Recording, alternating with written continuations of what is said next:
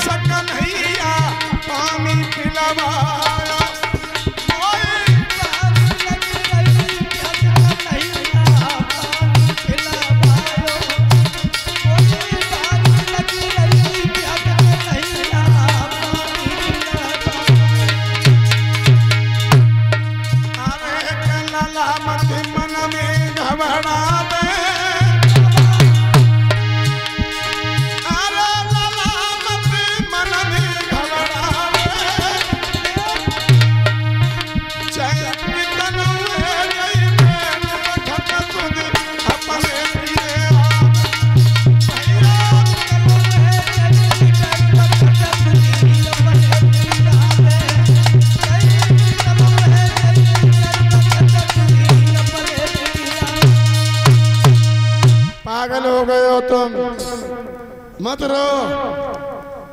जो तो इस दुनिया में आया है वो एक दिन जरूर गया है। इस दुनिया का दूसरा नाम है जग। जा से जन्म है, का से जाना है, आना है, जाना है, आना है। अगर सब लोग यहीं रुक गए तो फिर रहोगे कहाँ, जगह कहाँ होगी। तब तक भगवान कन्हैया सामने खड़े खड़े हंस रहे थे। ध्यान देना, बहुत अच्छा प्रसंग है, बहुत अच्छा।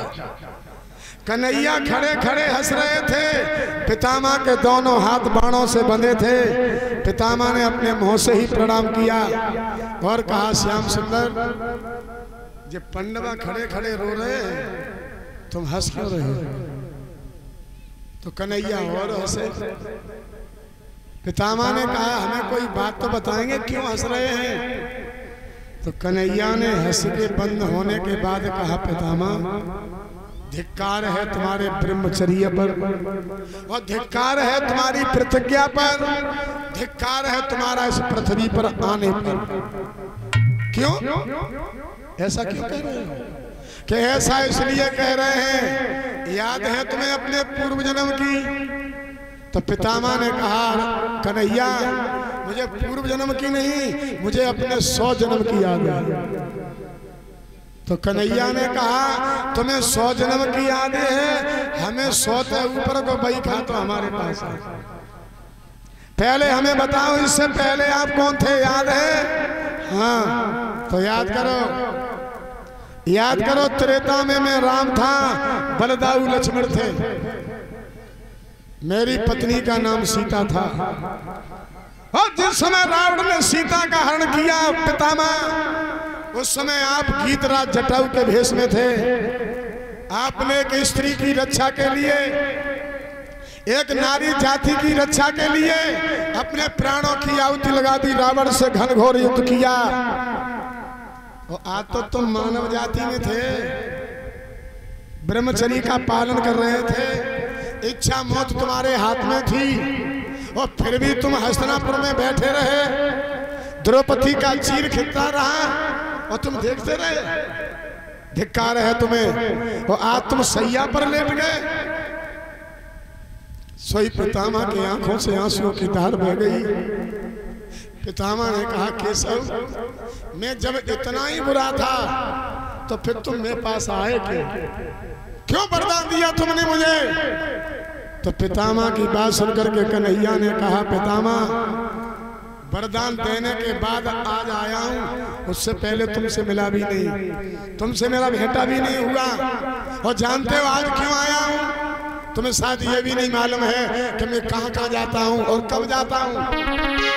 कब जाते हो कहाँ? तो कन्हैया बोले कि निरमल मन जन और सोई मोई पावा, मोई कपट छल छेद।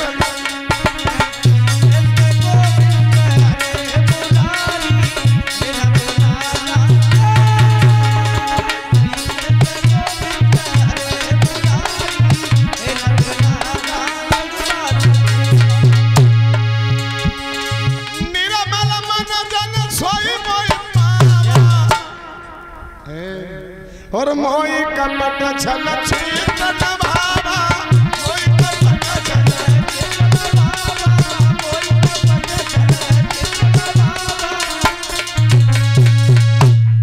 निर्मल मन जन सोई मोई पावा, मोई कपट छल छेद न। और सुनो भीष्म पितामह कि जाके कपट दम नहीं माया, ताके हृदय बसत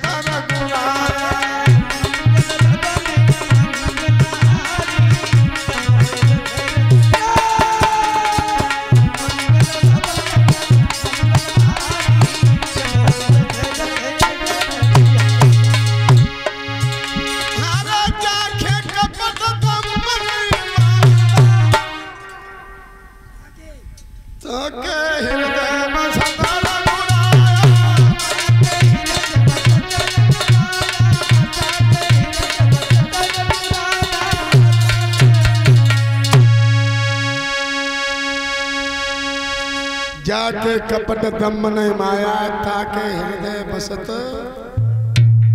आज तुम्हारा मन निर्मल हो गया है। जितना अन्न तुमने खाया था धर्म का, उसका जितना रक्त बना था सब बाणों के प्रति नीचे निकल गया है। आप बिल्कुल स्वच्छ हैं आज। और जाके कपट दम नहीं माया, ताके हृदय बसत रघुराया। जहाँ कपट नहीं होता, ईर्षा नहीं होती, घृणा नहीं होती, आपसी मन मुटाव नहीं होता, घर में कलह नहीं होती, उस घर में मेरा वास होता है पितामह। मां में साक्षात रहता हूँ। और जिस घर में कलह होती है, आपसी मन मुटाव होता है, हर समय चटक पटक चटक पटक, वहां से तो मैं बहुत दूर रहता हूँ, बहुत।